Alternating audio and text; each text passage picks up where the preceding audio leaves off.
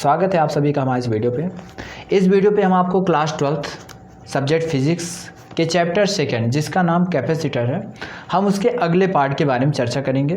इस पार्ट में हम आपको 5 मार्क्स वाला अगला क्वेश्चन बताएंगे जो कि एमपीबीएससी ने क्वेश्चन बैंक में जारी किया हुआ है। ठीक है, तो देखिए हमारा क्वेश्चन क्या है। ठीक है, आपको ये जो क्वेश्चन का जो नोट्स आपको अवेलेबल यहाँ पे बोर्ड पे दिखाई देगा, अगर आपको उसकी नोट्स अगर चाहिए पीडीएफ के फॉर्म में चाहिए तो आप हमारे टेलीग्राम चैनल पर हमें कॉन्टेक्ट कर सकते हैं। ठीक है, तो चलिए बढ़ते हैं अपने क्वेश्चन में। हमारा क्वेश्चन क्या है?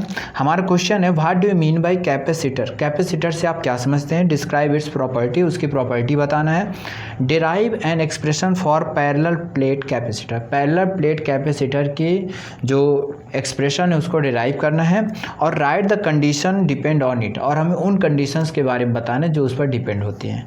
तो चलिए शुरुआत करते हैं कि कैपेसिटर होता क्या है। तो कैपेसिटर क्या है? Capacitor is a device which increase the capacity of a conductor without changing it's size. कहते हैं कि जो कैपेसिटर होता है एक ऐसा डिवाइस होता है जो किसी भी कंडक्टर की कैपेसिटी को इंक्रीज कर देता है विदाउट चेंजिंग इट्स साइज, जो कि उसके साइज को बिना चेंज किए हुए करता है। ठीक है, यानी उसको साइज को बिना चेंज किए हुए वो क्या कर सकता है? किसी भी कंडक्टर की कैपेसिटी को इंक्रीज कर सकता है। ठीक है, ये था कैपेसिटर की डेफिनेशन। दूसरा आता है उसकी प्रॉपर्टी। प्रॉपर्टी क्या है?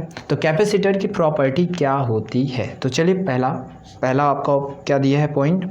A capacitor works in AC current, AC circuit but not in DC. कहते हैं जो एसी जो आपका कंडक्टर है, सॉरी कैपेसिटर होता है, वो एसी सर्किट में वर्क करता है, ना कि डीसी सर्किट में वर्क करता है। क्यों? क्योंकि वो एसी करंट को अपने में से पास होने देता है, लेकिन डीसी करंट को अपने में से पास होने नहीं देता है। तो इसके बाद हमारा दूसरा पॉइंट क्या कहता है? A capacitor is a device to store electrostatic energy. यानी कैपेसिटर क्या होता है? एक ऐसा डिवाइस होता है जो कि इलेक्ट्रोस्टैटिक एनर्जी को क्या करता है? स्टोर करके रखता है।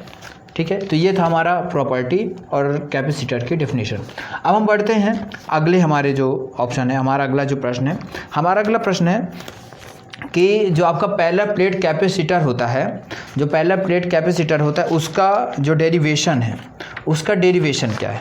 ठीक है, आइए देखते हैं हमारा डेरिवेशन क्या है। ठीक है, तो चलिए शुरुआत करते हैं। तो कहता है let X and Y are two plates of capacitor. कहता है हमारे पास एक कैपेसिटर है, कैपेसिटर में एक प्लेट आपका एक्स है और एक प्लेट क्या है आपका वाई है। थोड़ा सा हम इसको मोटा कर देंगे ताकि हमको प्लेट समझ में आए कि हाँ ये प्लेट है। एक प्लेट का नाम एक्स है, एक प्लेट का नाम क्या है? वाई।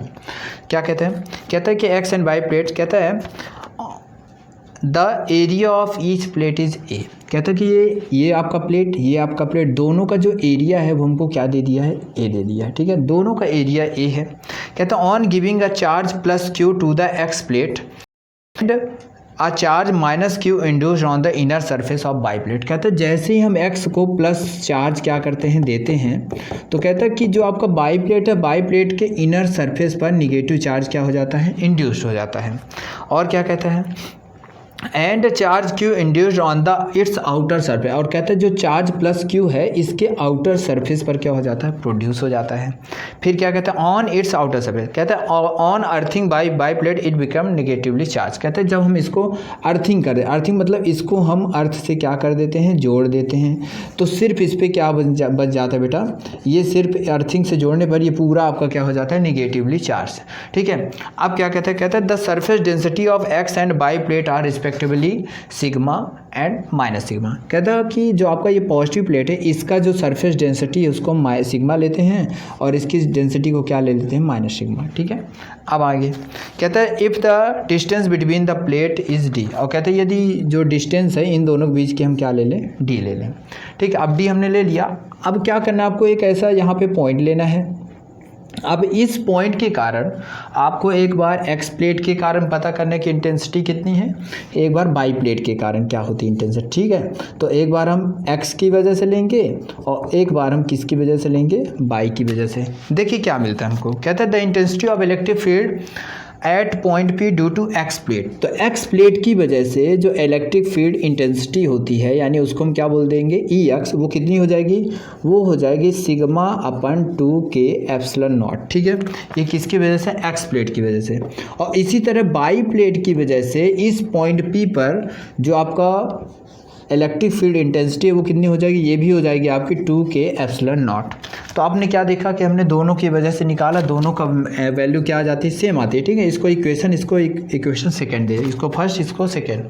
अब आपको क्या करना है, चूंकि ये पॉइंट P है जो इन दोनों प्लेट के बीच में है, तो अगर हम इसकी टोटल इलेक्ट्रिक फील्ड इंटेंसिटी निकालें तो वो क्या मिलेगा आपको, टोटल हो जाएगा E = EX + EY, और EX + EY क्या हो जाएगा, वही sigma upon 2K epsilon not, फिर प्लस करेंगे sigma upon 2K epsilon not. तो आपको क्या मिलेगा, दो बार आपको ये देखिए दोनों के नीचे सेम है, तो 2K एप्सिलॉन नॉट हो जाएगा और ये हो जाएगा आपका 2 सिग्मा, ठीक है। तो ये 2 कैंसिल हो जाएगा, आपको मिलेगा sigma upon K epsilon not.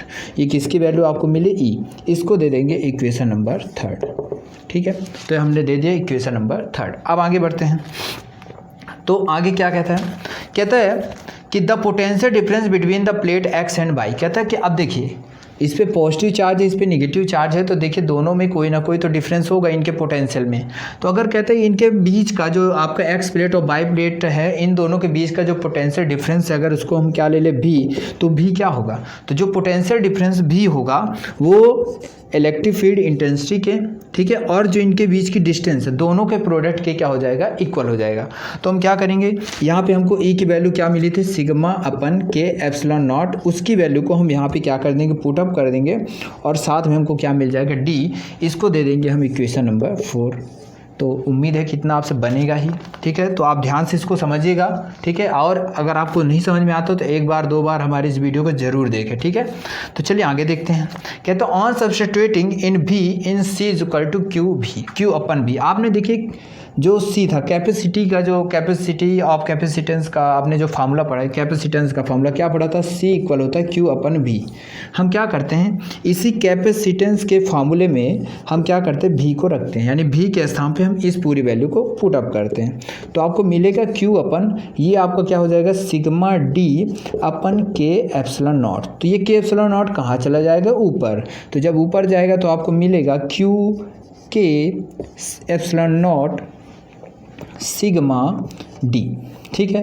तो आपको ये क्या मिला, ये आपको वैल्यू मिला किसका, C का। अब थोड़ा सा और देखिए, आपको पता होगा कि सिग्मा की वैल्यू होती है Q अपन A। कितना होता है, Q अपन A। हम क्या करेंगे, इस सिग्मा के स्थान पे इस वैल्यू को पुट अप करेंगे, तो हमको मिलेगा C = Q K epsilon not, और ये Q अपन A मिलेगा, और साथ में क्या रहेगा, D। तो ये जो A है वो कहाँ चला जाएगा, ऊपर। कहाँ चला जाएगा, ऊपर। तो आपको और देखिए ये Q क्या हो जाता है, कैंसिल। तो हम इसे लिखेंगे A K एप्सिलॉन नॉट अपन में क्या हो जाएगा, D, ठीक है। तो ये आ गया हमारा कैपेसिटेंस का फॉर्मूला, ठीक है। यानी पैरेलल प्लेट कैपेसिटर के लिए जो एक्सप्रेशन होता है वो क्या होता है, ये A K epsilon not upon D। ये आ गया हमारा कैपेसिटेंस का फॉर्मूला, ठीक है। ये किसके लिए था, पैरेलल प्लेट कैपेसिटर। यानी जब दो पैरेलल प्लेट कैपेसिटर आप लेंगे तो उनके लिए क्या हो जाए, यानी दो हमारे पास प्लेट थी और दोनों एक दूसरे क्या थी, पैरेलल थी, ठीक है। तो वहाँ पर जो इनका कैपेसिटेंस आए वो कितना आएगा, ठीक है। अब हम बढ़ते हैं कौन कौन से फैक्टर इनको इफेक्ट करते हैं। तो देखिए आप देख रहे हैं, तो सबसे पहला इफेक्ट पड़ता है हमारे मीडियम पर। यानी अगर कोई भी मीडियम प्रेजेंट होता है, यानी आपको बताना है मीडियम ऑफ द या मीडियम बिटवीन द प्लेट, यानी दोनों प्लेट के बीच में मीडियम, यानी अगर दोनों प्लेट के बीच में यदि कोई भी मीडियम प्रेजेंट है तो उसकी कैपेसिटी क्या हो जाती है, इंक्रीज हो जाती है, ठीक है। दूसरी चीज़ आपको यहाँ से मिलेगी, ये देखिए ये क्या लिखा है, डिस्टेंस। आप देख रहे हैं कि ये कैपेसिटेंस ऊपर है और डिस्टेंस जस्ट इसके अपोजिट यानी अपान में है। इसका मीन्स है कि जो कैपेसिटेंस होता है वो डिस्टेंस का क्या होता है, इनवर्सली प्रोपोर्शनल होता है। मीन्स अगर ये डिक्रीज होगा तो ये इंक्रीज होगा, ये इंक्रीज होगा तो ये डिक्रीज हो जाएगा। तो दूसरा ये हो गया क्या, the distance between the plate. तीसरा क्या है, एरिया ऑफ प्लेट। इसका मीन्स क्या हो गया कि एरिया जो होता है वो कैपेसिटेंस के डायरेक्टली प्रोपोर्शनल है। क्या है, डायरेक्टली प्रोपोर्शनल है। इसका मतलब कि अगर एरिया इंक्रीज होगा तो कैपेसिटेंस भी इंक्रीज होगा, एरिया डिक्रीज है तो क्या हो जाएगा, कैपेसिटेंस भी क्या हो जाएगा, डिक्रीज हो जाएगा। तो ये था हमारा फैक्टर, कौन कौन से फैक्टर इफेक्ट करते हैं। पहला मीडियम, दूसरा डिस्टेंस, तीसरा एरिया। तो इसको आप ऐसे ही याद करेंगे। अगर आपसे ये डेरिवेशन आ गया तो आपसे फैक्टर भी क्या हो जाएगा, आ जाएगा। तो ये था हमारा सेकंड क्वेश्चन जो कि कंप्लीट हो जाता है। तो आप हमारे चैनल को सब्सक्राइब करना बिल्कुल ना भूलें, बेल आइकन को ज़रूर प्रेस करें, और अगर आपको कहीं भी कोई भी समस्या जाए तो आप हमारे जितने भी सोशल नेटवर्किंग साइट है आप वहाँ पर हमें कांटेक्ट कर सकते हैं। तो मिलते हैं बच्चों अपने अगले पार्ट में।